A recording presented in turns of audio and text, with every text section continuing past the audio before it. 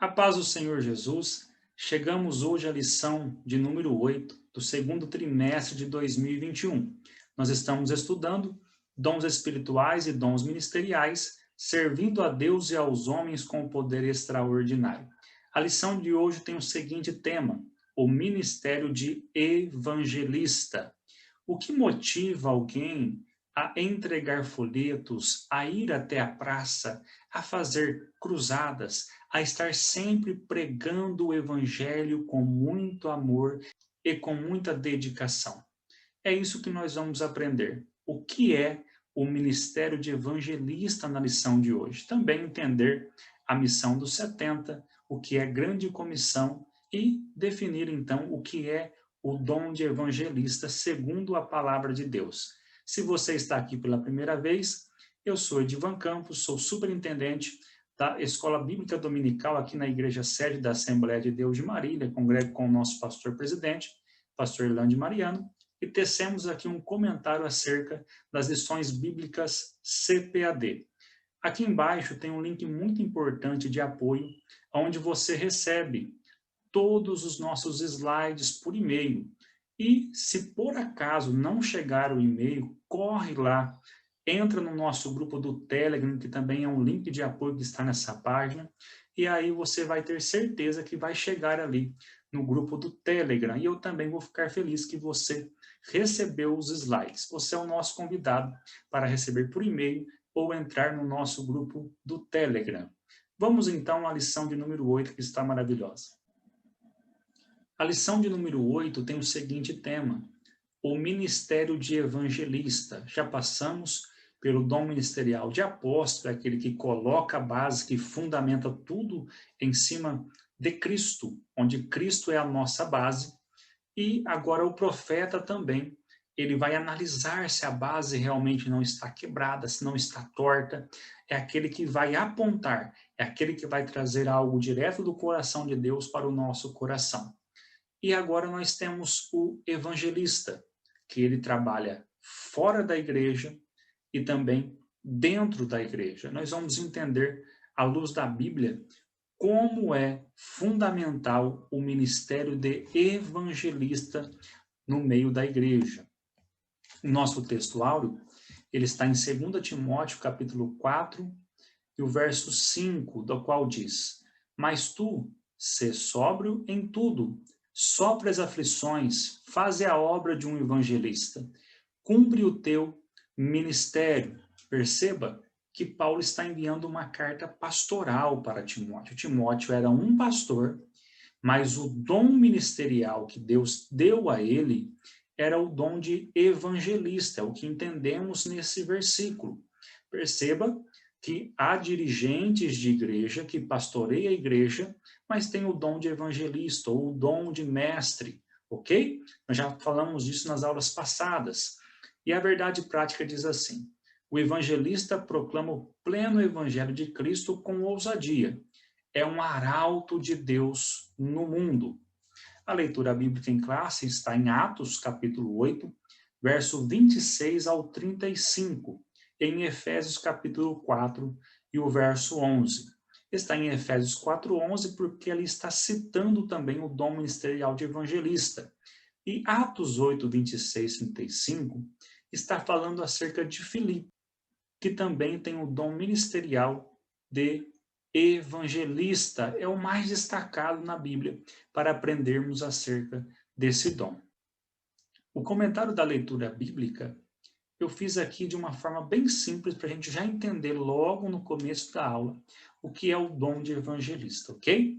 Então vamos lá, o que é o dom de evangelista?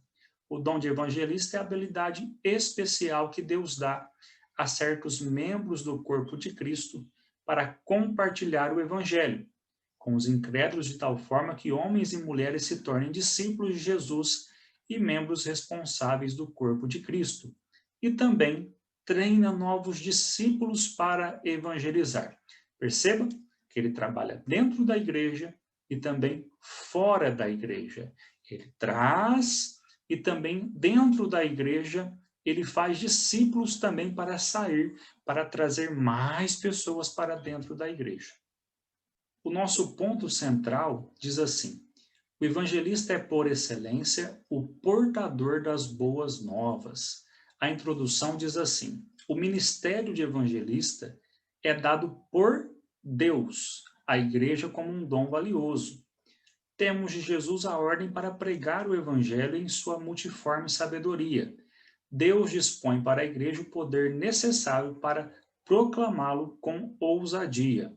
O objetivo é esse: estudar esse dom, procurando vislumbrar como Jesus o considerou, como é tratado no Novo Testamento, bem como sua destacada operação nas igrejas de Corinto e Éfeso. Aqui nós temos esse gráfico que nós estamos acompanhando, passamos por apóstolo, passamos por profeta, e agora chegamos em evangelista. Uma definição que ele tem é aquele que recruta, é aquele que traz pessoas para dentro da igreja e transforma também eles em evangelista. Ele faz isso, ele tem esse jeito de trazer e também de fazer esse movimento. Ele é apaixonado, ele é comunicador, ele é mensageiro, ele é promotor. Ele sempre quer mais almas, ele sempre se comunica. O evangelista não importa se ele está no mercado, se ele está no trânsito, se ele está dentro do banco, ele se comunica, ele quer falar de Cristo, ele tem uma mensagem profunda. Ele também promove cultos de missões, ele promove cruzadas, enfim. É um comunicador que leva a mensagem do evangelho para aqueles que são de fora. Perceba, então, que ele tem esse jeito de trabalhar fora da igreja que nenhum dos outros dons tem. Ele é específico aí, ele tem uma facilidade para lidar com almas. Nós vamos ver isso no tópico 3. Vou ensinar para você a ótica de um evangelista. Aqui nós temos, no tópico 1, Jesus envia os 70. Essa ótica aqui, ela é baseada para a gente aprender como Jesus vê o evangelismo. Jesus ainda estava com os seus discípulos, aqui nessa missão dos 70, ok? E ele estando com os seus discípulos, nós vamos perceber que ele tinha 12 discípulos, que tipifica as 12 tribos de Israel, e aqui ele vai ter 70 discípulos, também pode tipificar os 70 anciãos que foram cheios do Espírito Santo, e também as 70 cidades do mundo antigo, está em Gênesis capítulo 10. Aqui é só uma tipificação para a gente entender um pouquinho. O sentido é que todas as nações recebam aí o evangelho, ok? São poucos que anunciam. Quando Jesus enviou os 70 para anunciarem as boas novas do reino de Deus na região da Galileia, ele asseverou: grande é, em verdade, a seara, mas os obreiros são poucos. Rogai, pois, ao Senhor da seara que envie obreiros para a sua seara. Lucas 10,2. Realmente, há um campo vasto para evangelização. E Jesus está dando aqui uma grande ênfase a isso. Jesus está mostrando a necessidade disso. Eu quero que você entenda, falando de dons ministeriais, que o mestre, ele ensina, o pastor, é claro que ele pastoreia, e o evangelista tem uma visão diferente. Ele quer alcançar almas. Eu estava dando uma aula de escola dominical, e aí alguém comentou de um evangelista que nós temos aqui, no nosso campo, que ele vai para o centro, e não sei se aquilo lá compensa ir para o centro, ele disse dessa maneira. Será que... Aí eu falei: meu irmão, você tem coragem de ir no centro pregar a palavra? E ele falou: não. Eu falei: então, meu irmão, se você não tem coragem de fazer pelo menos igual, não dê palpite. Deixa quem Deus chamou com esse dom ministerial evangelizar do jeito que Deus o chamou. Deus chama pessoas para evangelizar em vários lugares diferentes, da qual o mestre não vai, às vezes o pastor não vai, mas quem tem aí esta visão de reino, ele vai porque Deus coloca no coração dele esse desejo. Então Jesus está dizendo que a seara é grande, mas porém os obreiros são poucos. Mas por que são poucos obreiros? Primeiro, a mensagem não é dele próprio, a mensagem ela é do Evangelho. Segundo, são enviados a falar exclusivamente de Jesus, do reino de Deus, jamais de si mesmos. Então, nós temos aqui esta visão, porque não dá ibope. Evangelista, ele não aparece, ele está ali pregando, falando acerca do Evangelho, acerca de Cristo, sem querer aparecer. Lamentavelmente, aos longos dos séculos, muitos foram aqueles que na seara do Senhor falaram em seu próprio nome e pregaram a sua própria mensagem, como temos isso hoje. Os discípulos, segundo o coração do Nazareno, ainda são poucos, mas a seara continua, o mestre continua a convocar obreiros aí para a sua seara, ok? Ele continua chamando pessoas para a sua seara. Aqui no tópico 1, no ponto 2, diz assim: enviados para o meio de lobos. Proclamar o evangelho no mundo contrário à mensagem do reino de Deus certamente levaria os arautos de Cristo a serem perseguidos. A história da igreja nos mostra que as pessoas que pagaram com a vida por professar a fé em Cristo. Então, nós temos aqui esta visão que realmente essa missão que Cristo dá aos 70, realmente era uma missão que ela era forte, ela era difícil, era como ovelha no meio de lobo. Já dá para entender que ovelhas no meio de lobo, ela morre. Então, nós vamos ver que ao longo da história, pessoas realmente morreram pelo Evangelho. Os 70 que Jesus enviou seriam rejeitados, perseguidos, até ameaçados de morte. Então, essa daqui, ela é a visão acerca dos 70. Nas últimas décadas, mais cristãos foram mortos no mundo que em qualquer época da história da igreja. Os verdadeiros evangelistas enfrentaram muitas perseguições, sobretudo em países dominados por religiões anticristãs e fundamentalistas. Aqui nós temos Lucas 10:3, um chamado para todos: ide, eis que vos mando como cordeiros ao meio de lobos. No subtópico 3, aí nós temos a confirmação da palavra dos 70. Os sinais e as maravilhas confirmam a palavra, mas do homem ou do reino? Os 70 discípulos receberam poder em nome de Jesus para pregar a mensagem do reino de Deus com graça. Mateus, capítulo 1 e o verso 8. Quando voltaram da missão, os evangelistas maravilhados, surpreendidos, diziam, vamos lá, Lucas 10:17, e voltaram 70 com alegria, dizendo, Senhor, pelo teu nome, até os demônios se nos sujeitam. Mas naquele momento, Jesus falou-lhes de uma realidade que eles não compreendiam. Qual foi essa realidade? O poder era para confirmar a palavra do reino, não a palavra do homem. O verdadeiro significado de desfrutar da alegria no Espírito não é primeiramente ver milagres, mas saber que através da exposição do Evangelho de poder, temos os nossos nomes escritos nos céus. Então aqui é uma confirmação que o nosso nome está escrito no céu, e aí sim, essa é a nossa fonte de alegria. E Jesus agora ele vai dizer que esse poder é para confirmar a palavra do reino, não era para dar ibope, não era para sustentar aí a palavra de um homem, mas a palavra do reino, ok?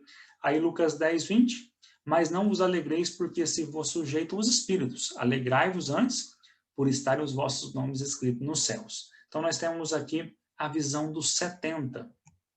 No tópico 2, nós temos a grande comissão, o alcance da grande comissão. Perceba que na missão dos 70, Cristo estava com os seus discípulos. Agora aqui, ele estava, mas ele já tinha morrido e já tinha ressuscitado. Então, eram as últimas instruções que Cristo iria dar para os seus discípulos. Então, ele vai aqui falar sobre uma grande comissão, um grande mandato. Ele vai fazer aqui uma das suas últimas instruções para os discípulos. Então, é muito importante que esse tópico esteja aqui para entendermos isso. Os 4 apóstolos, eles falaram acerca da grande comissão e Lucas repete em Atos dos Apóstolos. Mateus 28:19, Jesus vai dizer assim, portanto, ides, tá? Aqui em uma forma aqui de ordem. Fazei discípulos de todas as nações, batizando-os em nome do Pai, do Filho e do Espírito Santo, ensinando a guardar todas as coisas que vos tenho mandado. E eis que estou convosco todos os dias, até a consumação dos séculos. Amém. Então, Jesus, ele dá uma ordem aos seus discípulos para não deixar de fazer isso. Essa ordem é chamada comumente de a Grande Comissão. Apelo de Jesus para os seus discípulos a anunciar o evangelho até as últimas consequências. Foi nesse espírito que o apóstolo Paulo encarou a tarefa da evangelização. 1 Coríntios 9,16. Porque se anuncio o evangelho, não tenho de que me gloriar, pois me é imposta essa obrigação, e ai de mim, se não anunciar o evangelho. Então, Paulo ele está aqui falando acerca desse mandato de Cristo, que é imposto a ele como obrigação. E na grande comissão, nós temos que entender aqui nesse ponto que o serviço é aqui de pregar às nações não é só do evangelista. Tem gente que acha que porque ele é mestre, ele não deve participar de uma cruzada, ele não deve participar de um evangelismo. Não é isso que está dizendo aqui. Tanto o pastor, como o mestre, como o apóstolo, como o profeta, eles fazem parte da grande comissão. Ou seja, você faz parte da grande comissão. Essa grande comissão é dada a todos os discípulos de Cristo. Logo, se nós somos discípulos de Cristo, nós estamos aqui com a responsabilidade, sim, de pregar o evangelho. Então, essa responsabilidade é de toda a igreja, de todos os dons ministeriais. A diferença é que o dom ministerial de evangelista, ele é especial nesse ponto específico que nós vamos falar daqui a pouquinho. O mundo está dividido em dois grupos, subtópico aqui 2, do capítulo 2. Quem crer e for batizado será salvo, mas quem não crer será condenado. Então, tem aquele que crê e tem aquele que não crê. Segundo o que entendemos na história de Moody, ele foi fazer uma cruzada e nesta cruzada ele convidou muitas pessoas e ali tinha um grupo de materialistas muito céticos ali e o chefe dos materialistas ali, daqueles grupos de empresários que tinha, ele enviou aquela cruzada, ele foi até aquela cruzada, aquele evento com 5.000 pessoas ali para tentar acabar com aquele culto.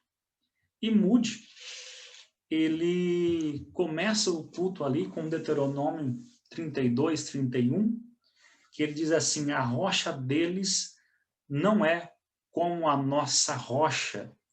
Ele vai dizer logo no início daquela cruzada sobre pessoas que estavam ao leito da morte e que Deus abençoou ele para ir ali ganhar aquelas almas.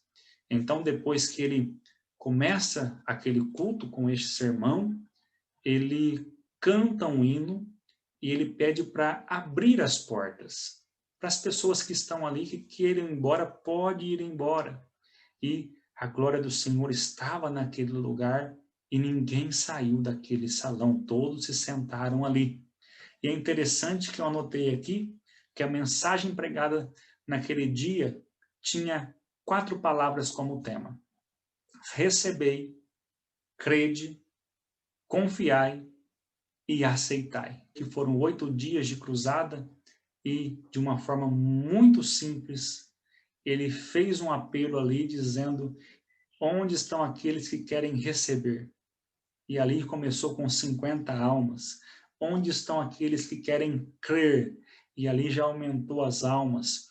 Portanto, nós temos a história de Moody, que no seu ministério ele ganhou aproximadamente 500.000 almas com mensagens simples, com mensagens direto do coração de Deus para o coração das almas abatidas.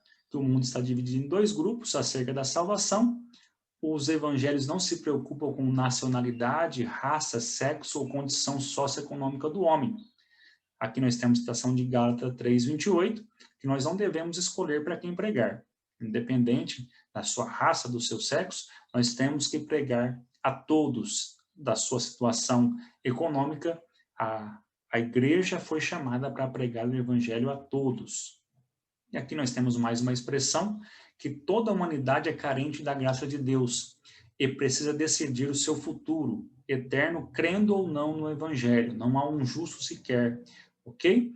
Então, nós temos aí o entendimento, por que tem que ser pregado para todos? Porque realmente todos são carentes da graça de Deus. Todos necessitam da graça de Deus. Não há um justo sequer. Ou seja, não há alguém que não precise do Evangelho de Cristo. Ainda no capítulo 2, no subtópico 3, nós temos assim a grande comissão hoje. A tarefa da evangelização do mundo está inacabada. Aqui nós temos esta expressão que apenas 33% da população mundial é composta por cristãos das várias confissões de fé, mas eu fiz aqui uma pesquisa em 2020, segundo a Wikipedia, em 2020 nós temos aqui 31,11, já caiu um pouco, ok? Há regiões em que o número está diminuindo, como na Europa. Aqui nós apontamos igual à revista, mas nós sabemos que a revista é de 2014, e eu não tive tempo de pesquisar como está aqui hoje, eu coloquei igual à revista, mas pode ser que mudou um pouquinho, ok? Então, recentemente na Alemanha, cerca de 340 igrejas fecharam as portas, na Holanda, Inglaterra, são considerados pós-cristãos, em Portugal, quase 300 igrejas se fecharam. Ainda na Europa, cerca de 1.500 templos cristãos foram transformados em mesquitas, restaurantes, bibliotecas e casas de shows. Só para entender esses pós-cristãos aqui, vamos pensar assim, que no Brasil, por exemplo, nós temos os católicos que dizem que são católicos. Você pergunta assim, faz quanto tempo que você não vai à igreja? Faz muito tempo, mas eu sou católico. Nos Estados Unidos, eles estão passando por isso nesse momento. Eles são evangélicos, mas não frequentam igrejas, têm a sua vida aí do jeito que quer, e realmente isso está começando a acontecer no Brasil, ok? As pessoas estão dizendo que não precisa mais de estar na igreja, mas se a igreja é um corpo, então como é que uma pessoa é um único órgão aí, alguma partinha do corpo, como é que ela sobrevive sozinha, ok? Ela não pode ter os 5 dons ministeriais que está aqui, ela tem um, então ela precisa dos outros quatro aí para conseguir sobreviver no corpo. E isso faz parte do corpo de Cristo. Então nós temos esses lugares que se fecharam, que já, infelizmente, alguns são cristãos somente de boca, e realmente estão se transformando aí em mesquitas, estão se transformando aí em lugares muçulmanos. Se a igreja não experimentar um real e poderoso avivamento espiritual, em poucas décadas a Europa se tornará muçulmana, ou o cristianismo não mais influenciará. Bom, só para dar uma ênfase aqui, o nosso pastor colocou aqui na lição, o mundo muçulmano hoje, ele está dominando todos os lugares sem fazer guerra, pela taxa de natalidade. Por exemplo, uma família hoje no Brasil tem 2 ou 3 filhos. Passou o tempo de ter 10, de ter 15 filhos como antigamente. E quando os muçulmanos eles chegam no lugar, eles começam com uma taxa de natalidade muito grande, de 10, 15 filhos, e com o tempo, em cerca de um século aí, eles quase tomam aí, dependendo do lugar, uma boa parte daquele território. Então, eles estão ganhando o mundo sem fazer guerra, ok? Se a montanha não vai a Maomé, Maomé vai até a montanha. Então, é isso que está acontecendo. Os muçulmanos estão aí crescendo no nosso meio e até as igrejas estão virando aí mesquitas. Nós estamos vendo aí hoje, enquanto eu gravo isso, uma grande fúria do mundo árabe contra Israel. Nós vamos analisar isso aí e aprender que esse povo está crescendo. É claro que é uma área escatológica, eu poderia definir aqui alguns pontos, mas não é o que está tratando a lição. Só falei um pouquinho para você entender que eles estão ganhando o mundo somente com a taxa de natalidade. E eles estão no Brasil. É só fazer uma pesquisa. Eles estão crescendo e os cristãos estão diminuindo. Há uma necessidade de evangelismo. Nós que estamos dentro dessa lição, nós temos sim que fazer a nossa parte. O tópico, então, de número 3, o dom ministerial de evangelista, ele vai nos aprofundar acerca desse dom agora. O conceito de evangelista.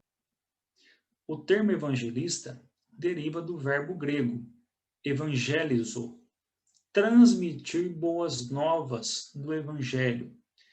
Como dom, refere-se àquele que é chamado para pregar o evangelho. Foi concedido pelo Pai através de uma capacitação ministerial, objetivando propagar o evangelho de Cristo para toda a humanidade. É claro que nós estamos falando aqui dentro de um contexto que precisa ser entendido. Nós, da Assembleia de Deus, temos aí algumas passagens ministeriais, algumas consagrações ministeriais. O diácono, o presbítero, o evangelista e o pastor. Isso está dentro da nossa igreja. Então, o obreiro vai passando por esses pontos até chegar à consagração de pastor. E como dom ministerial, mesmo que ele não seja diácono, ele tem o dom de evangelista, o dom ministerial. Ou presbítero, ele tem o dom ministerial de evangelista. E mesmo sendo pastor, como já falamos de Timóteo no início, ele tem o dom ministerial de evangelista. E não é porque ele é consagrado na Assembleia de Deus como evangelista que ele tem o dom ministerial de evangelista. Perceba que há uma consagração no nosso ministério, mas o dom ministerial de evangelista não depende dessa consagração. Tem pessoas que são membros de igreja e desenvolvem esse trabalho de evangelista através do dom ministerial. É isso que eu quero que você entenda e fica bem definido. E aqui nós temos alguns pontos fortes e características sugeridas deste presente. Por que eu coloquei esses pontos aqui? Porque um evangelista ele vai se identificar com isso. E quem não é evangelista vai aprender o que faz um evangelista. Ele gosta de falar sobre Jesus aos perdidos. O evangelista, ele fala de Jesus para os perdidos. Vou fazer só um comentário aqui. E perdidos não somente estão na rua. Esses perdidos aqui podem estar em qualquer lugar. O evangelista, ele transforma todas as suas mensagens em salvação. O evangelista, ele está numa festa de aniversário e a mensagem dele vai ser uma conclusão de salvação.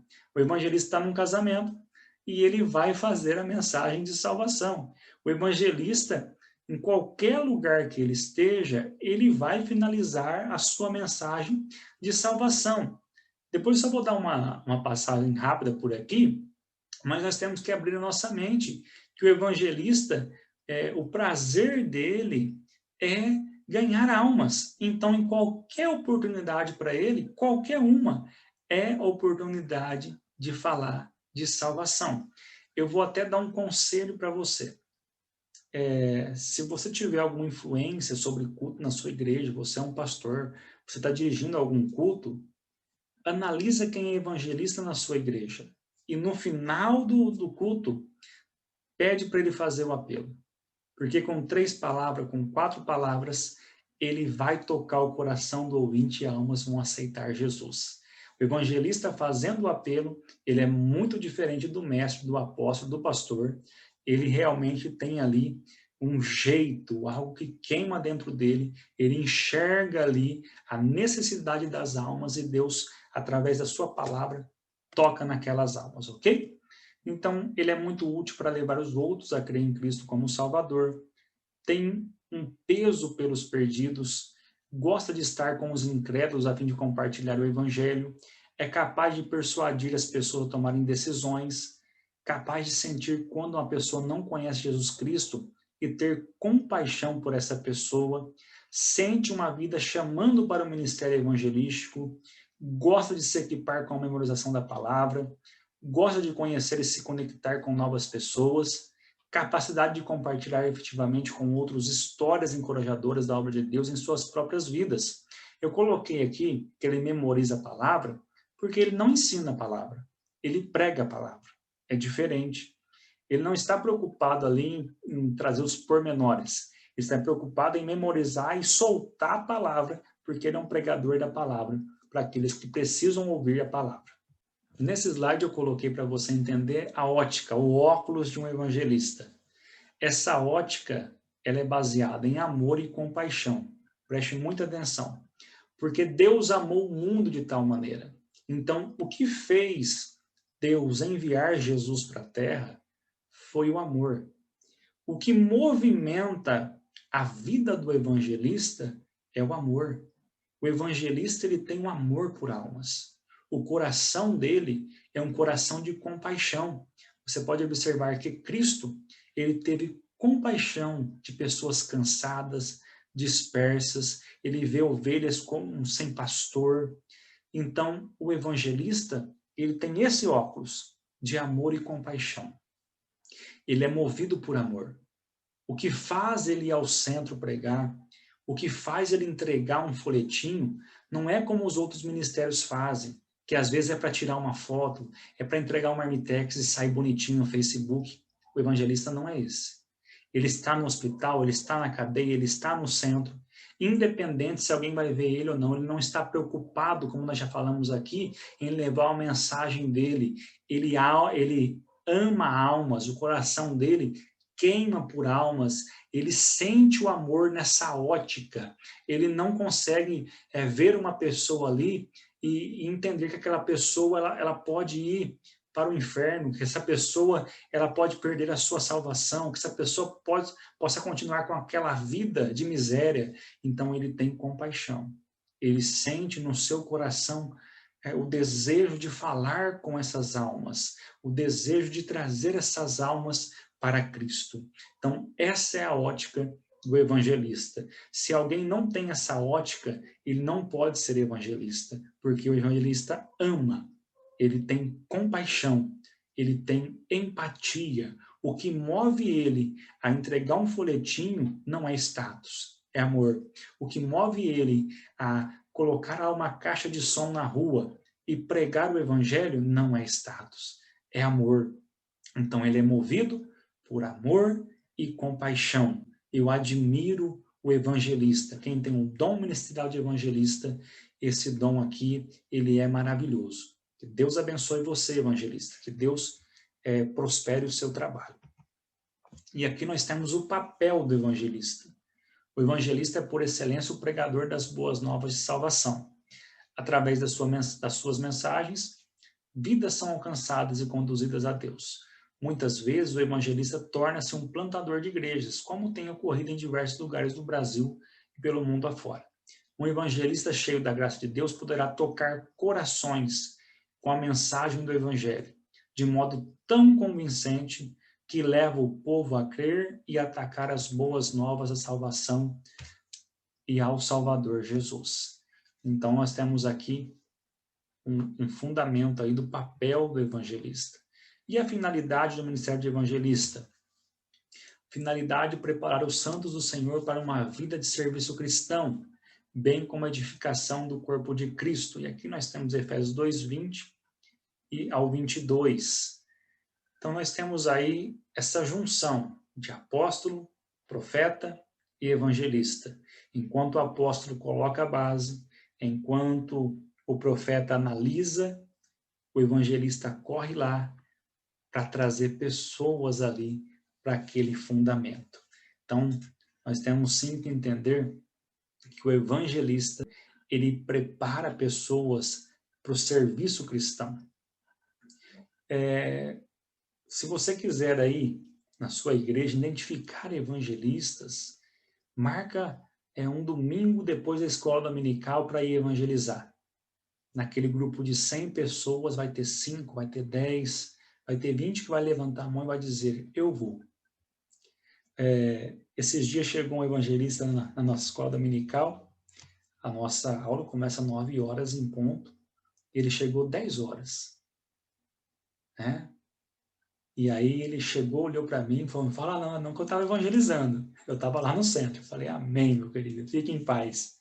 Porque o evangelista, às vezes, ele não gosta de ficar dentro da igreja, ele não gosta de ficar numa escola dominical. Ele até vai, mas ele prefere estar fazendo um culto ao ar livre. Então, essa é a visão do evangelista. Ele busca almas para o reino de Deus. Por isso, espera-se desse obreiro que o fundamento do seu ministério seja Cristo, o nosso Senhor. Não pode haver outro fundamento senão Cristo. O evangelista deve também, em tudo, ser sensível à voz do Espírito Santo. Ok? Evangelista, também não seja extremista, que todos têm que ser igual a você. Tenha compaixão do mestre, tenha compaixão do pastor, e faz sim esse trabalho que foi confiado a você. Não é que o mestre não gosta, que o pastor não gosta. Não é isso. É que você, evangelista, é diferente. Então, vê quem é evangelista, que tem o mesmo chamado, e coloca essa pessoa na obra, discipula ela, porque ela vai fazer que o reino dos céus cresça de uma forma especial aqui na terra. Aqui nós temos Filipe, e é interessante que nós temos duas visões do evangelista. Ele prega em multidões, mas também ele prega para uma única pessoa. Ele tem aí uma medida única, se é muito, se é pouco, ele prega e fala de Jesus, independente do evento, ele está sempre firme, falando acerca de Cristo. E aqui eu coloquei algumas características de Filipe. E olha que interessante o que o evangelista consegue fazer aí. Ele foi a Samaria e pregou a Cristo. Ele falou ao povo e fez milagres. Ele trouxe alegria para a cidade. Ele batizou aqueles que creram. Ele obedeceu ao Senhor em relação a onde deveria ministrar. Ele recebeu instruções definidas do Espírito Santo. Ele compartilhou o evangelho com um único indivíduo. Ele pregou o evangelho em muitas cidades. Ele evangelizou a sua própria família. Então, nós vemos aqui que Filipe é um exemplo de evangelista. Lembra que eu falei que o dom de profeta é acompanhado por dons ministeriais de revelação? Que o profeta é acompanhado pela palavra da sabedoria, pela palavra da ciência e pelo discernimento de espírito. Então, o evangelista ele é acompanhado também por dons de poder, que no caso é dons de cura, fé e dons de maravilhas. Esses dons espirituais acompanham também o evangelista, assim como os dons de revelações acompanham o profeta, os dons de poder acompanham então o evangelista. Aqui nós temos uma coisa bem simples. O arauto de Deus precisa ser capaz de responder a seguinte pergunta dirigida ao pecador: entendes o que lês? Que foi a pergunta aí da qual Felipe falou para o eunuco que estava na carruagem. Você está entendendo o que você está lendo? E o eunuco disse, não, eu não estou entendendo. Sobe para cá e me ensina. E Felipe foi ali e ensinou aquele homem e o batizou. Então nós entendemos sim que o evangelista é aquele que tem uma palavra para a hora certa, no momento certo, independente de quem é a pessoa. E os dons de poder seguem a sua vida. E a nossa conclusão diz assim: o dom ministerial de evangelista é concedido por Deus a algumas pessoas conforme o propósito do Espírito Santo, para o fortalecimento e edificação das igrejas locais. Isto, porém, não significa desobrigar os crentes individualmente do labor da evangelização. Que Deus levante mais evangelistas para a sua seara. Se você chegou até aqui e ainda não se inscreveu no canal, se inscreva no canal, deixe o seu comentário, abençoe esse canal. Nós estamos aqui firmes no propósito de abençoar a sua vida através da palavra. Aqui embaixo tem um link de apoio, onde você recebe os slides, onde você também entra no nosso grupo do Telegram, e também ali tem dois links importantes. O primeiro é da tutoria EBD Online, é onde você tem todos os slides ali dentro, é onde nós temos dentro da tutoria EBD Online, que é uma área de membros, o curso Professor Lapidado. O passo a passo, eu vou bem devagarzinho, eu explico muitas coisas de experiência dentro da escola dominical, o passo a passo do curso Professor Lapidado, onde o professor vai conhecer o que é a escola dominical, que não é simplesmente abrir a revista e ler e falar alguma coisa e acabou a aula. Não é isso. Você vai conhecer alunos, conhecer você, conhecer muitas coisas que é aplicado dentro da escola dominical. E também, esse mês agora nós lançamos o curso Evidência Ministerial. É um único investimento com acesso para o resto da vida. É um período de 3 anos de estudo. Ali dentro vai ter aproximadamente 300 aulas. Não adianta simplesmente ser bom em teologia. Tem que ser bom de teologia. O ministro, ele tem que conhecer as obras de Deus. Mas eu trabalho com a estrutura pessoal, eu trabalho com a sabedoria financeira. Teve pessoas que em 6 aulas da sabedoria financeira já conseguiu aí pagar o curso, no único investimento. São liberadas de 1 a 3 aulas toda semana no curso Evidência Ministerial. Você pode parcelar lá em 10, 12 vezes. E essa primeira turma, ela vai ter um acesso vitalício para o resto da vida e são 3 anos de aula lá dentro. Vai lá e veja o que tem no curso Evidência Ministerial. Qualquer dúvida, você pode me chamar no WhatsApp. Estou disponível para tirar suas dúvidas. E eu gostaria muito de ter você comigo lá dentro do curso Evidência Ministerial para crescermos juntos no nosso ministério, na nossa vida espiritual. Que Deus te abençoe de uma forma especial.